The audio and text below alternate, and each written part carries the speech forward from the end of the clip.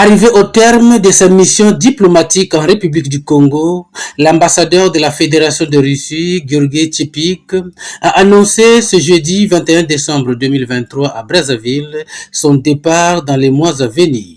C'était au cours d'une conférence de presse qui lui a permis de faire le point de sa mission diplomatique au Congo. Mission jugée positive selon les diplomates, au-delà de quelques difficultés dues à la pandémie à coronavirus Covid-19.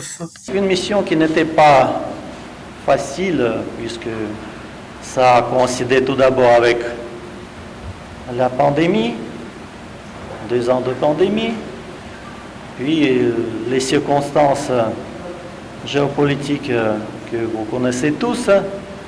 Donc ce n'était pas vraiment une période facile pour mon pays, pour le monde entier. Mais quand même, on peut dire que il y a quand même les résultats de mon séjour. Le Congo compte parmi les États de l'Afrique avec lesquels, comme vous le savez, la Russie entretient traditionnellement les relations d'amitié, mais surtout de confiance exemplaire. Georgi Tchepik s'est exprimé aussi bien sur les relations bilatérales entre son pays et la République du Congo que sur la coopération russo-afrique. Après la disparition de l'ex-URSS, on a changé la stratégie. Maintenant, c'est le travail des grandes sociétés russes. Ce n'est pas l'État, mais ce sont les sociétés qui ont en charge cette tâche de lancer la coopération avec les pays de l'Afrique. Ils sont nombreux, les grandes sociétés. Ici au Congo, c'était ceux qui sont déjà présents, c'est le COE, dans le secteur des hydrocarbures, avec les projets, le projet pétrolier, le projet de gaz aussi, le gaz liquéfié, qui sont très importants. Par exemple, en Angola, c'est une société diamantaire, un géant diamantaire russe qui est présent.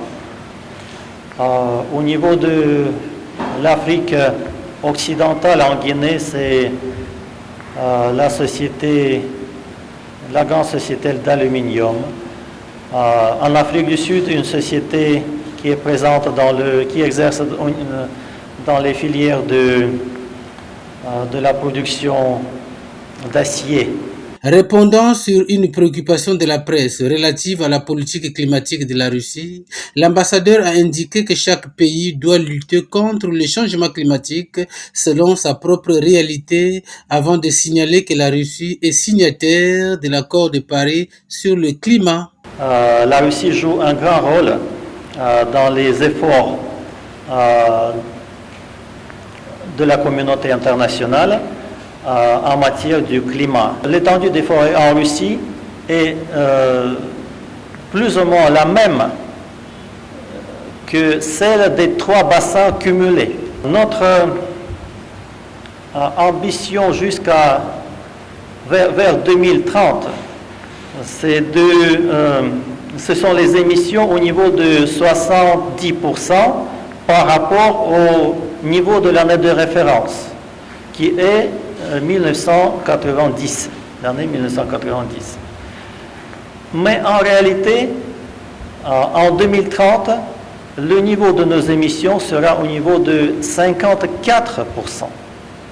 Est-ce qu'un autre État dans le monde peut se vanter d'un résultat pareil? Je ne le crois pas. S'agissant de l'opération militaire en Ukraine, l'ambassadeur de Russie au Congo a dit que la Russie va gagner la guerre et l'ennemi sera humilié. Aussi, les sanctions économiques imposées contre son pays ont eu certes quelques impacts, mais la Russie a su se réinventer. Aujourd'hui, son économie respire mieux. Signalons que 6 ans comme conseiller à l'ambassade et 4 ans ambassadeur, le diplomate russe Georgi Tchepik a donc passé 10 ans sur le sol congolais.